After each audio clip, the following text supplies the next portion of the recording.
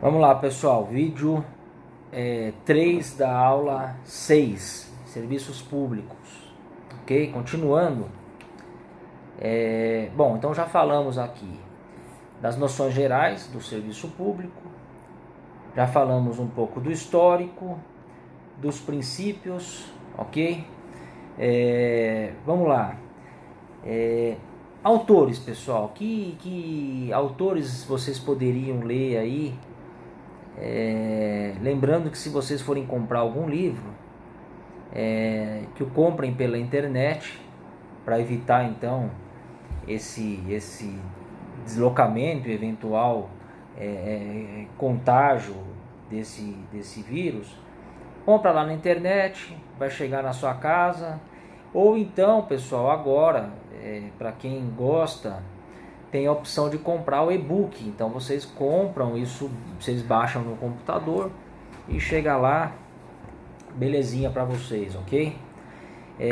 O professor Alexandre Santos de Aragão, professor titular de Direito Administrativo lá da Faculdade de Direito da Universidade do Rio de Janeiro, tem um livro que chama Direito dos Serviços Públicos. Essa é a Bíblia sobre o tema, ok?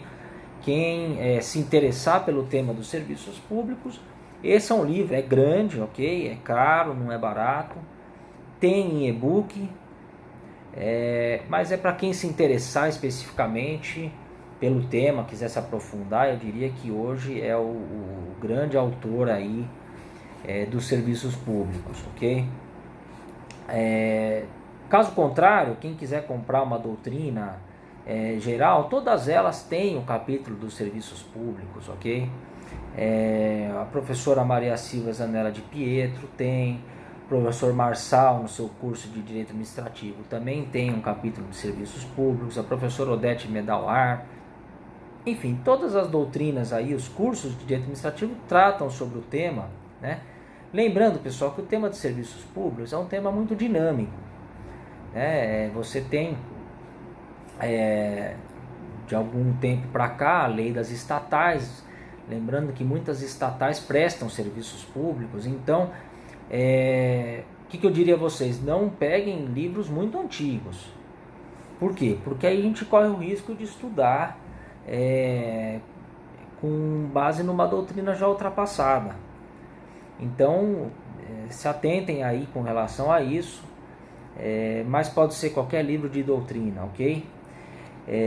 A situação atual dos serviços públicos, pessoal, o Estado, lógico, dentro daquilo que ele tem, que ele consegue, o Estado brasileiro é um Estado carente de recursos. A gente já de um tempo tem sofrido os efeitos de uma crise econômica e que agora talvez ainda se agrave mais por força dessa situação que estamos vivendo. Aliás, pessoal, falo aqui a vocês, já são 14h35 do dia 20 de março de 2020 e há pouco mais de 2 horas, o nosso Senado aprovou um pedido do Executivo Federal, que já havia sido aprovado também pela Câmara, de decretação de estado de calamidade no país. Então, alguns municípios já haviam decretado estado de calamidade, alguns estados, mas agora a União, com o aval do Congresso Nacional, declara então o estado de calamidade, e isso autoriza, vocês devem se lembrar das nossas aulas de licitações, autoriza então a aplicação de alguns dispositivos da lei de licitações que permite contratações diretas, enfim, uma série de consequências, tá, pessoal? Essa situação jurídica não é só um nome, traz uma série de consequências, que era exatamente o que se pretendia, por óbvio. Você remodelar o orçamento público, você consegue desviar alguns recursos que antes estavam obrigatoriamente destinados a um fim para outro fim. Me parece tudo muito razoável nesse momento, né? Não acho absurdo se tirar, vejam que limite nós chegamos, né? Se tirar a verba eventualmente da educação, para se alocar em saúde pública, né? Por quê? Porque é uma situação que foge do usual. E sem contar que a educação, pelo menos nesse primeiro momento, está parada. As escolas fechadas, as pessoas sem aulas nas universidades. Então, vejam, se a gente está tirando um pouco do custo da educação por força da situação, me parece até razoável que se aloque um pouco desse custo, desses recursos na saúde, né? Enfim, pessoal, tudo muito difícil de lidar, tudo muito ainda novo. Os tribunais, vai chegar o dia em que os tribunais vão se manifestar sobre isso. A gente vai entender lá na frente como o judiciário vai interpretar isso tudo. Mas enfim, é o caos, tá, pessoal? Eu, saindo aqui um pouco do tema em específico, mas eu sempre gosto de trazer a vocês minha experiência profissional.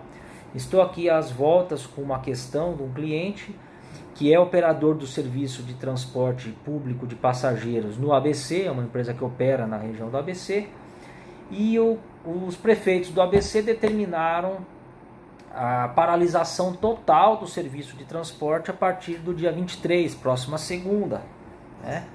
E eles estão lá desesperados, primeiro porque isso impacta sobremaneira a operação, né?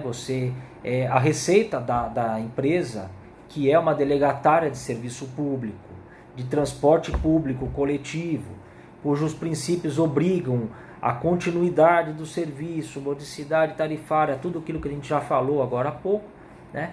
Eles não vão ter receita nenhuma, né? Não tem ônibus rodando, não tem passageiro entrando, não tem ninguém pagando tarifa, não tem ninguém pagando tarifa, ele não ganha dinheiro. Como é que ele paga os funcionários dele? Como é que ele paga os financiamentos dos próprios ônibus? Esses ônibus são todos financiados, ninguém compra o ônibus, você financia e o próprio giro do negócio paga o investimento. Então, estão aqui me pedindo para que avalie essa situação, se cabe um mandado de segurança contra a determinação do prefeito. Tenho notícia do mandado de segurança já impetrado no município de Itajaí, no estado de Santa Catarina, em que se discutia a paralisação de uma balsa que faz lá a travessia Navegantes e Itajaí. São duas cidades ali separadas por um canal. O juiz, no seu despacho, diz: olha, a inicial está muito bem feita, o direito está muito bem exposto, mas eu não vou cassar decisão nenhuma do Poder Executivo, porque é ele que tem a incumbência, ele, executivo, e a administração pública, né? A administração pública tem a incumbência de saber o que é o melhor e o que é o pior nesse momento, não vai ser o judiciário que vai falar isso, né? Então isso foi a decisão lá do juiz de Itajaí. Vamos ver, pessoal, tivesse aí com vocês, eu até faria uma enquete para saber qual é a opinião de vocês. Aliás, confesso a vocês que a sala de aula é um grande termômetro, pelo menos para mim, de testar as minhas teses, né? Então eu coloco em debate para vocês e vejo a reação.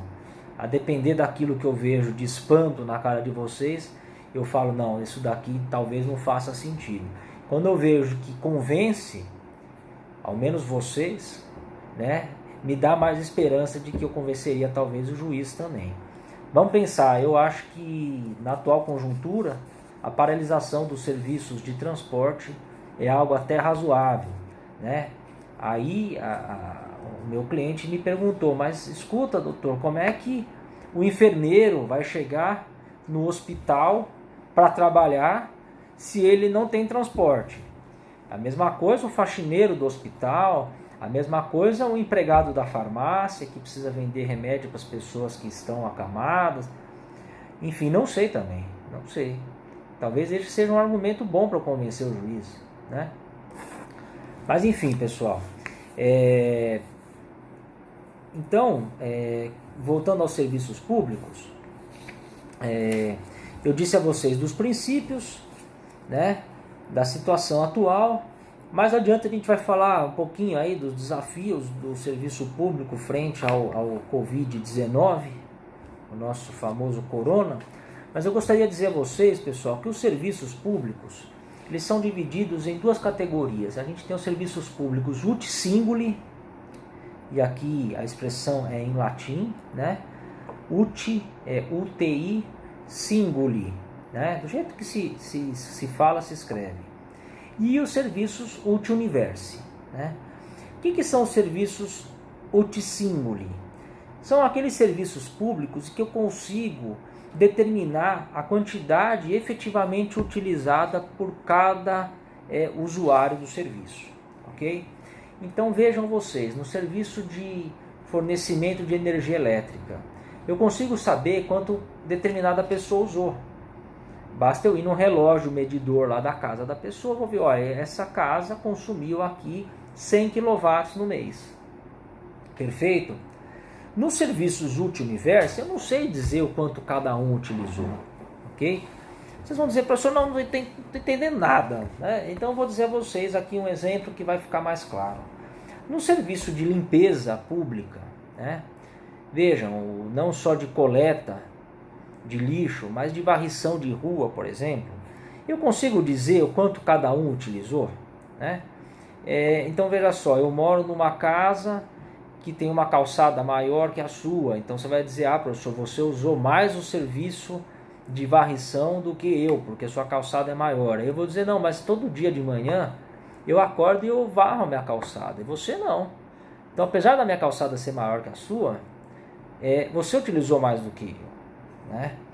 Então, veja, não dá para a gente mensurar quanto cada um utilizou desse serviço. A mesma coisa iluminação pública, né? Como é que eu vou dizer quanto cada um usou da iluminação pública? A rua está iluminada, é isso que interessa, né? Se eu usei muito ou se eu usei pouco, não tem como saber. Então, nesses serviços em que a gente não tem a condição de mensurar quanto cada um utilizou, mas se disponibiliza para uma universalidade de pessoas, eu digo que esses serviços são serviços públicos de natureza uti universi. E naqueles serviços em que eu consigo identificar a quantidade exata de quanto cada um utilizou, esses são os serviços uti singuli.